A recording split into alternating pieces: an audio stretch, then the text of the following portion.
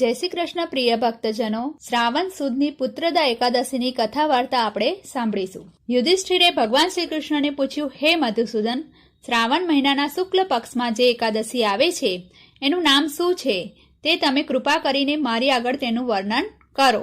ભગવાન શ્રી કૃષ્ણએ કહ્યું, હે રાજન, એ એકાદશીને પુત્રદા એકાદશી કહેવાય છે. એ મનુષ્યની સર્વ ઈચ્છાઓ પૂર્ણ કરવાવાળી છે. એ સંબંધમાં એક શ્રેષ્ઠ કથા છે, તે તમે સાંભળો.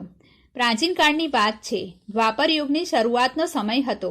માહિષ્મતી નગરીમાં મહિજીત નામનો રાજા રાજ્ય કરતો હતો. તેને કોઈ સંતાન ન હતું, તેથી તે બેચેન રહ્યા કરતો હતો. પોતાના રાજ્યનો વૈભવ પણ તેને સુખદાયી લાગતો ન હતો. સંતાન વિનાના મનુષ્યને આ લોકમાં તેમજ પરલોકમાં કોઈ સુખ મળતું નથી એ વિચારીને ચિંતામગ્ન રહેતો હતો. એક દિવસ એને બ્રાહ્મણો, રાજગુરુ, પંડિતો અને બુદ્ધિમાન પ્રજાજનોને બોલાવીને પૂછ્યું, હે પૂજનીય રાજગુરુ, પંડિત, બ્રાહ્મણો અને બુદ્ધિમાન પ્રજાજનો, મેં આ જન્મમાં કોઈ પાપ કર્યું નથી. પ્રજાની પુત્રની જેમ પાલન કર્યું છે. વિદ્વાનોનું હંમેશા સન્માન કર્યું છે. વળી મેં અન્યાયથી મેળવેલું ધન કદી મારા ખજાનામાં નાખ્યું નથી. તેમજ બ્રાહ્મણોનું કે દેવોનું ધન મેં કદી લીધું નથી. વળી મેં મારા રાજ્યનો વિસ્તાર પણ અધર્મથી વધાર્યો નથી.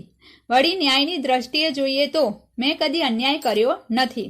દુષ્ટજનો મારા સગા ભાઈ જેવા હોય તો પણ મેં એમને શિક્ષા કરી છે, પરંતુ કોઈ નિર્દોષને શિક્ષા કરી નથી. વળી સત્પુરુષોને મેં કદી દ્વેષભાવ રાખ્યો નથી અને એમનું પૂજનીય માન્યા છે. એમ જ મેં કોઈ અધર્મ કે અન્યાય કર્યો નથી. છતાં હજુ મને સંતાન પ્રાપ્ત થયું નથી. તેનું કારણ શું હશે?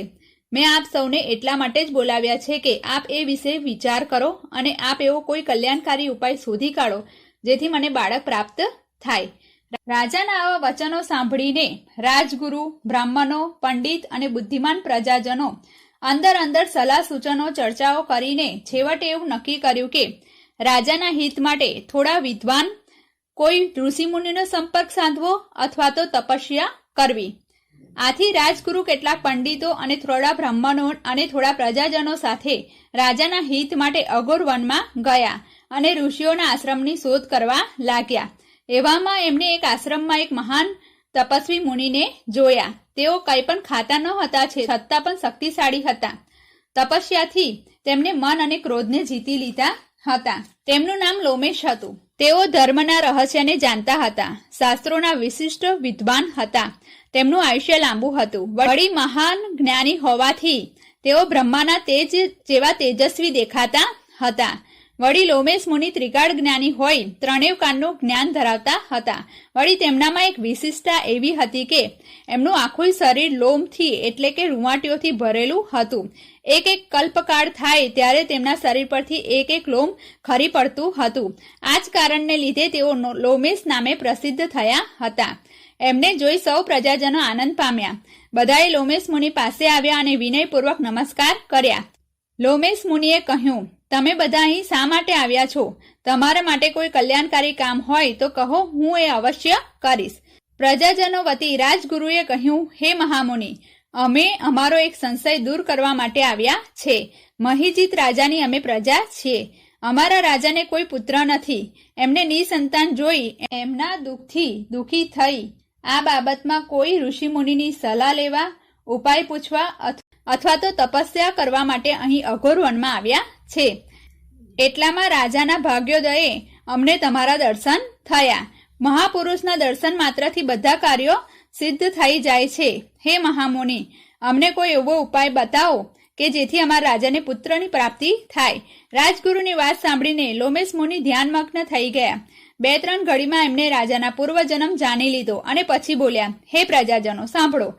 તમારો મહિજીત રાજા પૂર્વજન્મમાં દયાહીન નિર્ધન વાન્યો હતો. તે ગામે ગામે ફરીને અન્યાયના માર્ગે વેપાર કરી વધારે પૈસા પડાવતો અને લોકોને ઠગતો હતો. એ આરસામાં જેઠ મહિનાના શુક્લ પક્ષમાં 10મીની તિથિએ સૂર્ય જ્યારે બપોરના તપી રહ્યો હતો ત્યારે અતિશય તાપના લીધે તેને તરસ લાગી.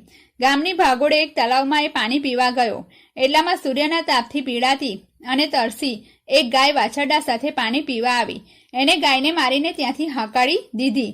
પછી પોતે ધરાઈને પાણી પીધું. આ પાપના લીધે તમારો રાજા નિસંતાન થયો. બીજા કોઈ જન્મના પુણ્યથી એને નિષ્કંટક રાજ્યની પ્રાપ્તિ થઈ. આ સાંભળી પ્રજાજનોએ કહ્યું, હે મહામુનિ, અમે પુરાણોમાંથી જાણ્યું છે કે પ્રાયશ્ચિત કરવાથી પાપનો નાશ થાય છે. એથી અમને કોઈ એવો ઉપાય બતાવો કે જેથી અમારા રાજાના પાપનો નાશ થાય અને એમને પુત્રની પ્રાપ્તિ થાય. લોમેશ મુનિએ કહ્યું, હે પ્રજાજનો, શ્રાવણ માસના શુક્લ પક્ષમાં જે એકાદશી આવે છે એ પુત્રદા નામની એકાદશીથી પ્રખ્યાત છે. એ મનવાંછિત ફળ આપવાવાળી છે. રાજાને એના કુટુંબ સહિત એ વ્રત કરવાનું કહેજો. તમે બધા પ્રજાજનો પણ પુત્રદા એકાદશીનું વ્રત વિધિપૂર્વક કરજો અને એનું જે પુણ્ય મળે તે રાજાને અર્પણ કરજો. આથી તમારા રાજાને પુત્રની પ્રાપ્તિ થશે. આવું સાંભળી પ્રજાજનોએ લોમેશ મુનિને નમસ્કાર કર્યા અને નગરમાં જઈ સૌને આ વાત કરી. રાજાએ ને પ્રજાએ સંપૂર્ણ વિધિપૂર્વક પુત્રદા એકાદશીનું વ્રત કર્યું, ઉપવાસ કર્યા અને ધૂન અને ભજન કીર્તન સહિત આખી રાતનું જાગરણ પણ કર્યું.